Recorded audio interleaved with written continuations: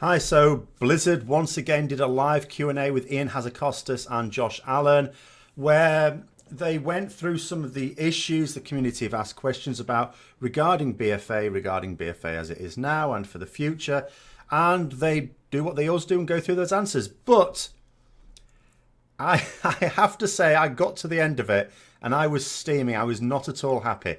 There are some Q&As where I think, yeah, there's some decent information there. There are some Q&As where I think, well, didn't really learn anything there.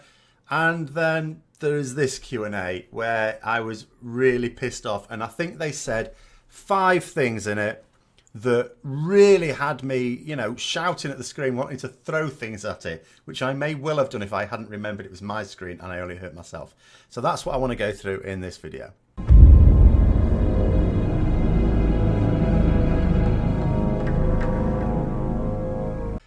So the first issue is on communication. They sort of talked about this early on. My issue with what they're talking about in terms of communication, they were saying, we need to sort of work out how we're going to communicate better, and it's an ongoing issue and blah, blah, blah. Making out it's a complex problem. And that's actually a theme that's going to run through all of these things that pissed me off, because ultimately that's what does piss me off. It doesn't piss me off if there's an issue and they don't seem to be fixing it very quickly, because I'm not a game designer. I don't know how quickly it takes to deal with things. What ultimately pisses me off is when people make out that a very, very simple problem is hugely complex. But it's beyond embarrassing on the communication issue. They did say they'd improve communication. They've actually made communication worse. The sorts of communication we used to get a few years ago. We got the live Q&A. Hazzikostas, to his credit, started this notion. We got the dev cooler, the water cooler thing with the devs, where they talk about a particular theme. That's quite good as well. But what we also got was devs every now and then adding to discussions on the forums. That's gone. Then we're supposed to get the community managers who do the same thing now on behalf and go back and forth. That doesn't happen anymore. When you see the community managers talking on the forums, they're basically just talking on the forums. And then there's precious little of that as well. There's a few community managers, and I'm thinking to myself, okay, I don't know what their job entails, but I would have thought a significant amount of it was communicating on the forums. I know there's other forms of communication as well and other aspects to their role. And of course, they've got to read through all of them, not necessarily comment on each one, of course. But there's very few posts at all, even by community managers. And where they are, it tends to be reasons why they're shutting it down. And when they do talk about anything, they're only talking about it as a player, not a developer. They're not passing on information from the developer, which is what I thought was one of their roles. So basically, in a company, when you're talking about communicating between a company and its customers, in modern times, that should be really simple. Really simple. You also have a PR department. They're supposed to be experts in the field of communication. You should not be hiring anyone in a PR role unless they are an expert in communication. So if someone basically says, I don't really know how to do this, don't hire them. To have heard a senior community manager say, don't really know what to do when it comes to communication, that is beyond ridiculous. I cannot understand that. The way to communicate is very, very simple. Talk. They do the live Q&A. They deliberately pick the question. Although they will sometimes tackle difficult subjects, they always pick the version of a question that allows them to cloud over it instead of getting to the heart of it. Right? Because on the issue of communication, again, I asked a question to do with communication, and I know a lot of other people did as well. And if they'd have put up one of our questions, there's no way they could have danced around it, because it's a very direct one. The other thing is, actually have some communication on the forums. And don't give me this, oh, they haven't got time to read all the forums and read every post. No, they don't. Get the community managers to read them through, pick out some sensible ones. There's a certain time of week, give every developer half an hour a week when they're just going to go on the forums, and they're going to, or an hour even better, and they're going to go and discuss some things. Maybe have, it's their forum. They'll just redesign the new forum. Have a similar thing like the Reddit AMA, but instead of having to do it on Reddit, do it on the WoW forums and just say, right, they're going to be on, and schedule it, right, developer from this area is going to be on this forum for an hour. Ask your questions in here. They'll try and get through as many as they can in an hour. An hour a week, Don't tell me they can't spend an hour a week. And it wouldn't actually have to be an hour a week for each developer, by the way, just each department. Because they could take it in turns for each department doing it. Each individual developer may only have to do it once a month. You're not going to tell me a developer cannot spend an hour every month on a forum, that you can't give them that time. Because that's horseshit. Okay, absolute horseshit. They also need to expand the amount of communication they're doing with top theory crafters. There are top theory crafters who have direct communication with Blizzard devs, the class design team, which is so ultra important. But what I didn't realise actually is it turns out there are some specs where that communication doesn't really happen. So they need to make more of an effort to do that. There are so many things they could do to improve communication from the bargain basement situation it's in now. You know, I'm not saying, and they kept using this phrase, oh yeah, of course it's not perfect. No, it's not perfect and it will never be perfect. If they implemented every one of my ideas, it wouldn't be perfect. But it'd be a bloody sight better. And they cannot tell me that they really don't know how to improve communication. The issue is that they're afraid of communication because they think we're all trolls. They think we're all arseholes. They want to keep us at arm's length. And yet they can't come out and say, yeah, we don't want to talk to you because you're all fucking idiots. So what they do instead, pardon my French, what they do instead is they say, yeah, we need to, yeah, we're just not sure how to do it. Bollocks. Next one was patch notes. So the patch notes have been for some years appalling, absolutely dreadful. And again, they're talking about it as if it's a really complex issue. And it's not. Because they're talking about, oh, we can't document absolutely every single change. No, of course you can't. It would be a ridiculous list. But you document every change that's going to affect the decision-making of a player. And they didn't do that. For example, when it comes as a surprise that the artifact knowledge isn't going to progress after this patch, you know, there's no excuse for that. Because this wasn't just more casual players going, oh, what's happened? No, serious players as well. Top Mythic Raiders also going, oh, what's happened? And it's all right them saying, oh, on the artifact knowledge progression thing, oh, we did the same in Legion. So, what if people didn't play Legion? How are they supposed to know? What if we did play Legion and we just forgot? You know, I can't remember what happened in a patch 2 years ago unless I look it up. Do they expect me to go back to the equivalent patch in every expansion to see what changes were in it? Because maybe the equivalent system would change this time as well? No, tell us. Tell us what is going to change. If there's something going to change that's going to affect my decision making in the game, tell us. Put it in the patch notes. Also talking about the fact that some changes weren't really intended. It's like, no, that's horseshit as well. Just because it was a late change, if it was put in, and it's not, I'm not talking about bugs. Things that have gone in that are unintended, like bugs, you don't put those on the patch notes. You don't expect those. But if you put something in, even if it's in late, if you're putting it in, it's intended. If it's intended, that means someone knew about it. If someone knew about it, they could have written a patch note. The issue, again, is to do with coordination within the teams. It does not exist. They basically said it doesn't exist back in Tomb of Sargeras. It still doesn't exist now. If that is ultimately why the patch notes are so poor. There is no one coordinating the teams. So no one really has an overall view of what is going on. That's why the patch notes are so bad. Because it's not anyone's job to know what is going into the patch. You know, lots of individual teams are doing bits on it. And it is no one's job, apparently, to actually know what's going in. Which is madness. Madness. Next one is voice comms. Now, I shouldn't get mad about this one. This is actually quite a nice feature. Haven't used it myself because, you know, I only play with people I know, so we use Discord or something like that. But for pugs, fantastic feature. I would be surprised if people are not using this in like pugs of serious content like Mythic Pluses or normal heroic raids. Of course, you should use the voice comms. Absolutely brilliant system. I mean, there has been voice comms in the past, but it was all crap. This is actually a decent system. You know, I used it in the beta. Seems to work pretty well. But they were talking about the fact it doesn't seem to be being used in that sort of serious content in pugs as much as it should be. And they were not sure why that is. And one of the things they were saying is that, yeah, we're not sure if people really know about it. And again, I'm tearing my hair out at this point. I'm thinking, how can you not? Like, first of all, there's two things. There's two areas of incompetence that they're displaying at this point. One, yes, it's a new feature. And you know what? It's a new feature of the game that isn't in your face. Sometimes new features of the game in an expansion are so in your face, you know, you can't fail to notice it. This isn't. This is hidden away. It's an option you turn on. So, of course, you need to then communicate to people. You need to send messages in game, send little letters. You know, when someone logs in for the first time when the expansion has launched, you know, just a little note in the mailbox sent by the GMs going, did you know that there's now voice chat in the game, and you can go and click this button by whatever the button is that's assigned to it or whatever, just to tell them.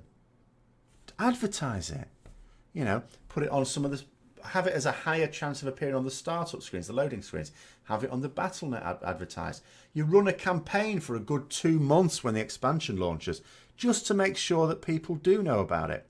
But the second thing, the thing that really blew my mind is when they said, we're not sure if people know or not about it or not. Don't know?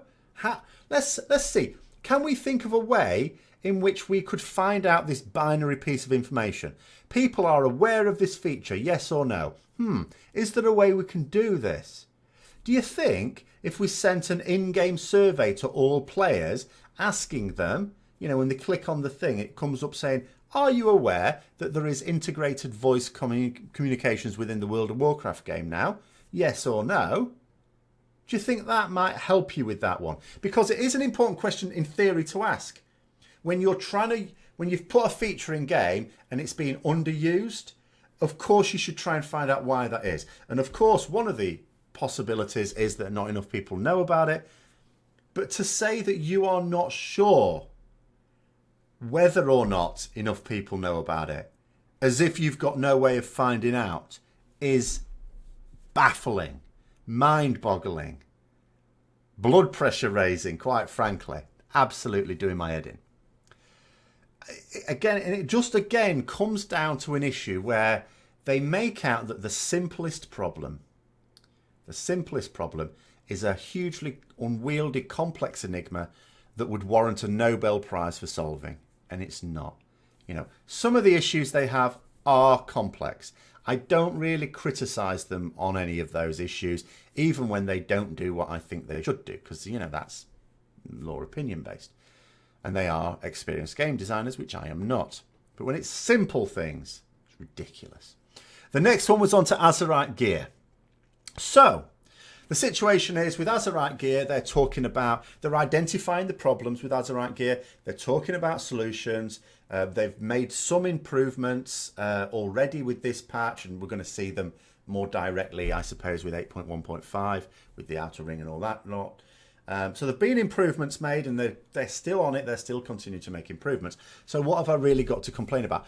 I'm not complaining about the fact that they're identifying the issues, being frank about what the problems are, and looking to implement changes, which they've already started, and looking to implement more as time goes on. I mean, I could say that the problem with it is that by the time they've actually got it into some sort of working order, the expansion will be over, and they'll be coming up with some other bloody system for artifact power in the next one. I could say that, but I'm not going to, because there's a bigger problem with it. And what my major beef with this is, when they listed all the issues that there are with Azeroth gear and how the Azeroth system doesn't match its goals, every single one of the issues they identified with it are all of the issues that we told them about half a year ago. In fact, it's more than half a year ago now. Gordon Bennett were in December. It's more than half a year ago. We're now talking about 8 or 9 months ago, when as soon as it was obvious how it was going to work, we straight away said, blah, blah, blah, blah, blah. And that's what they're now saying. Why are they only now acknowledging it? It's like they just think that the alpha testers, who, by the way, many of whom are going to be the most serious and thoughtful players in World of Warcraft, it's like they're saying they're all idiots, that we don't know what we're talking about. And yet this happens. The last few expansions, this has kept happening. When people have said, look, this system, as it is, this is wrong with it, this is wrong with it, this is wrong with it. And they just completely ignore it. And then it comes out, and a few months later, Blizzard are going, yeah, there's this wrong with it, and this wrong with it, and this wrong with it. It's like, yes, we said so. And it has to stop. But what's really maddening? It won't stop. They'll still keep doing the same. The same little thing will happen with the next expansion. We'll be saying that these are issues with this system. We'll even put in suggested improvements, but we already know that games designers don't really appreciate that. So they always say, oh, just tell us the issues and we'll sort it out. Okay, then we'll tell you the issues. And then they only then acknowledge it. I mean, if they were acknowledging the issues in the testing stage and saying, well, it's too late now, well, that's one thing. It's still bad, but it's one thing. But when they're not even acknowledging it as an issue then, so it means you've got 9 months before you even start to look at it. So that's why I'm pissed off with it. Not because they're not putting enough effort into fixing it, but because that effort should have been done ages ago and we'd been all right now. And then the final one. I'm going to try and keep this brief because everyone would know that this is the one that I could go on for a long, long time about. Because not only is it the most important aspect of the game, without doubt, it's also the one I have the keenest interest in. And that's class design. And there were a number of things they said around class design that had me grinding my teeth. But there was one, and I couldn't help but tweet, when I heard this as well.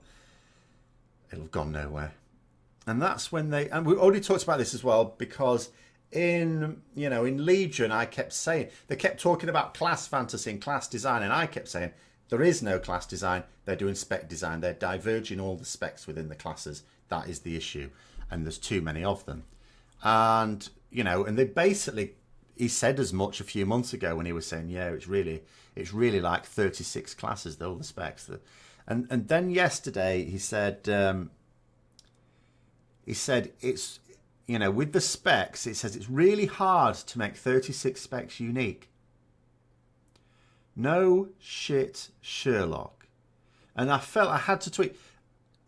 Yes, it's very difficult to make 36 unique, effective classes, whatever you want to call them. I mean, these are specs within a class. 36 unique specs. Yes, it is. And nobody asked them to do it. Now, I do know there are some people who like the idea of unique specs, but the point of the matter is, one, it's nobody asked it. There was never any build-up of community pressure to make specs more unique for classes. The nearest it ever came was with Hunters. If we're going to be honest, pre-Legion, the 3 Hunter specs were all bloody similar. They all had their own character thematically, but you pressed the same buttons in roughly the same sequence. There wasn't a lot of difference between them in terms of their mechanics. But generally speaking, but people weren't sort of, and some people I think were crying out for a bit of variation with Hunters, but not unique specs across the board. That was certainly never asked for. And the problem is that it's impossible. You cannot do it. So what you ultimately do is you end up making very strong ones and very weak ones. And that's always a possibility anyway in class design. It's very difficult to balance. But you create a situation where you're going to enhance that as well. They shouldn't do that. Classes should be unique. Classes are unique. Specs are there to allow you to specialise, which is what spec is short for, specialise for a particular role or situation. That's what they are for. It's not to be unique. We don't need a rogue to be either a ninja, a pirate, or whatever the hell else the other thing is. We don't need that. Rogues, shifty, sneaky, that's their class fantasy. Just create 3 specs that allow them to cope, with like single target combat, raid type combat, lots of AoE type things, and maybe something else that has more utility in it. For example, more defensives, for solo stuff and PvP. Something like that. Just give everyone, the spec that just allows them to match a particular scenario or situation. It's not difficult. Again, and this last one isn't, in all the other ones, it was a case of them making and in the first 3 that I talked about, it's simply making a simple problem sound as if it's really complex. I suppose the Azeroth gear is more a case of, I'm not saying it's not a complex issue, but it's more a case of ignoring the issues for so long. So that's why that's still their fault. But in the class design one, it is a complex issue, but it's because they've deliberately made it harder for themselves. They've deliberately put themselves on a very steep gradient to get this work done. And that's their fault. It's not something anyone asked for. It's not something that enhances the game in many people's opinions. Obviously, that is subjective. And there we go. So those are the 5 things that really pissed me off. I'm still really pissed off. So I can't even be asked to try and pick any positives out of it. I don't think there were that many, if I'm going to be honest. So I'm going to leave this one as the video for that. Hope you enjoyed the video despite the rambling. If you did, don't forget to like, comment, subscribe, and share with other people who might also want an angry person shouting at them. And in particular, if you've got any thoughts, especially if you disagree with me on certain points, then add those down below as well. Until next time, I'll see you later.